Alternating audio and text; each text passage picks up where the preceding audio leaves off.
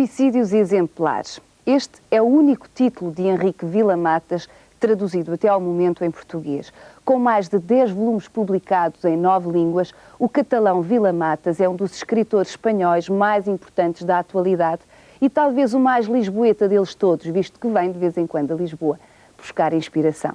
A Clara Ferreira Alves, a Laurinda Alves, a Rita Blanco e eu vamos conversar com ele. Henrique Vila-Matas é o senhor que segue.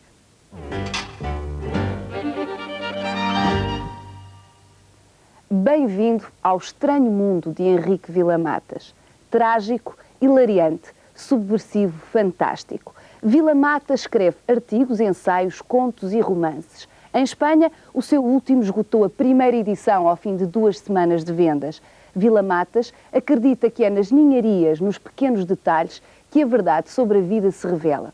Por isso, coleciona aquilo a que chama ternas imbecilidades. Ninharias ternas, idiotas ou brilhantes, mas sempre significativas. Nada melhor do que as ouvir da boca de Henrique Vila-Matas para compreender o que compreendia do mundo.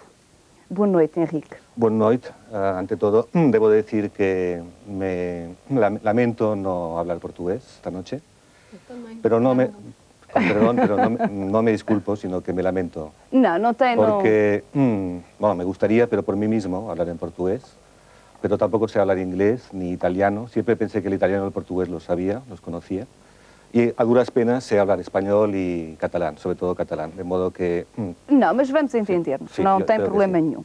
Porquê é que nos seus livros associa sempre o humor à tragédia? Bueno, yo creo, en primer lugar, yo no sabía que tenía humor y debo pensar que he tenido siempre tanto humor que desconocía que lo tenía. Después se ha dicho que uno el humor con la tragedia porque es una forma de escape, de escaparme de la tragedia a través de una sonrisa irónica o esperpéntica. Siempre una tragedia humorística es lo que me sale espontáneamente. Mas porquê? Não suporta a ideia da tragédia? A ideia da tragédia é uma coisa que lhe é difícil. La tragedia secas me parece como quitar una parte de la vida. Creo que van muy unidas, tragedia con comedia. Mi visión del mundo es trágico-cómica.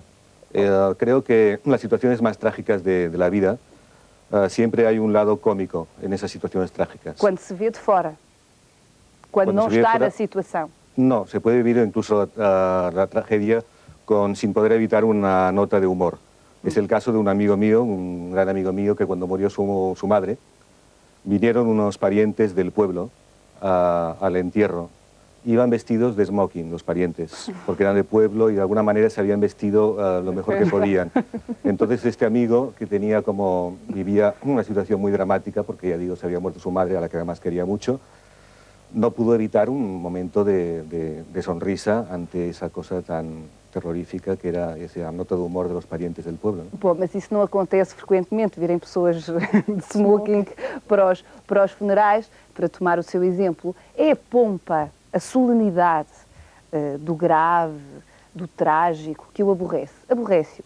Sí, bueno, yo siempre he seguido un poco la línea de Italo Calvino cuando habla de la ligereza en literatura, y en mi caso soy partidario de lo ligero frente al... Por ejemplo, tengo un libro que se llama La historia abreviada de la literatura portátil.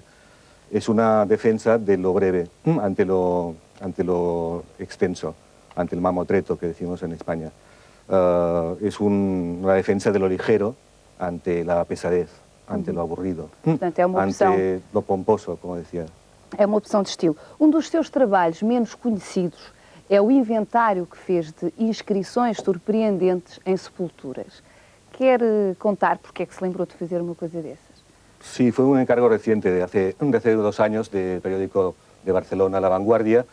Se me ocurrió hablar un poco del humor de la muerte, era el título, y eran como unas inscripciones, era perseguir un poco los epitafios que hay en las tumbas, y aunque hay algunos epitafios muy importantes, clásicos, de todos creo conocidos, perseguí un poco epitafios más modernos, y recordé uno que encontré en un cementerio inglés, en el que se leía simplemente non comment, sin comentarios, ¿no? Sí. Parece-me eloquente e adequado. Y perseguí un poco este tipo de epitafios contemporáneos, Hay uno muy conocido, hay uno muy conocido que es el de Groucho Marx, que creo que es conocido por todos, pero que decía, perdone señora que no me levante a saludarla. Afortunadamente hoy todavía, esta noche estoy vivo y puedo saludarlas a ustedes. Henrique também coleciona histórias verídicas ocorridas no momento da morte, em que a pessoa que diz a piada é quem está a morrer. ¿Ocorre-lhe alguma dessas? Sí, empecé una colección de historias de últimas palabras también, que tiene mucho que ver con los epitafios. Encontré, por ejemplo, una que no sé si es conocida, ya que estamos en Groucho Marx, pasemos a Buster Keaton. Esto parece ser que es muy fiable, que Buster Keaton, cuando estaba en el lecho de muerte, alguien dijo, está muerto. Y otro dijo, no lo sabemos, hay que mirar los pies, vamos a ver si tiene los pies fríos. Y en ese momento parece ser que Buster Keaton se incorporó un poco y dijo, al oír la frase, los muertos tienen los pies fríos, dijo, Juana de Arco, no. Y dicho esto, se murió. Parece que es un dato muy fiable. También está el padre de Stravinsky, por ejemplo, contado por Stravinsky. El padre de Stravinsky estaba bailando en una fiesta familiar y dijo, me siento muy bien, me encuentro estupendamente. Y a continuación se murió. Bom, sabemos que gosta muito de Lisboa. Do que é que gosta? Já lhe chamaram mais alfacinha dos catalães. Do que é que gosta exatamente em Lisboa? Bien, yo no voy a hacer como Vargas Llosa, que llegó a Barcelona hace poco y a las 24 horas ya tenía una idea total de la ciudad.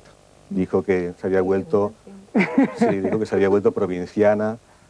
A las 24 horas ya tenía una opinión, de modo que en mi caso voy a ser prudente con respecto a Lisboa, aunque mis viajes ya son 5 y amo esta ciudad enormemente.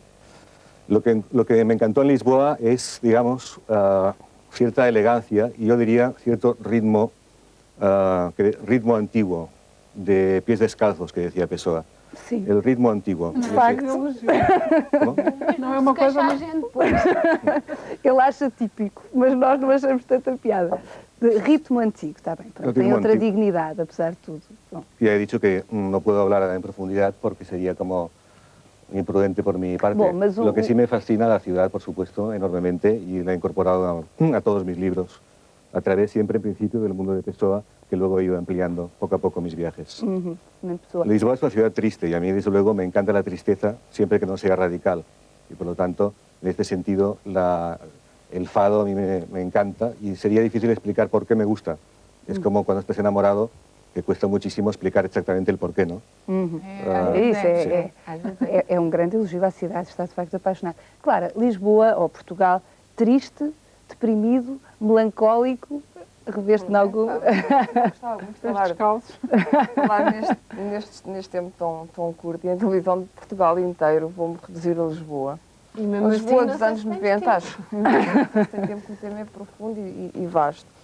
Mas a Lisboa dos anos 90, melancólica, não me parece que seja. Acho que é um caso mental e acho que é maníaco-depressiva, porque as pessoas não têm tempo. É maníaco-depressiva. A melancolia é um estado espiritual e é um estado de alma literário, com pergaminhos literários. E as pessoas não têm tempo para aceder à melancolia, não podem ir para o Cais das Colunas sequer revisitar Pessoa, porque não se vê, há automóveis a mais, a hora de ponta, aquilo é uma confusão, aquela praça tornou-se um parque de automóveis.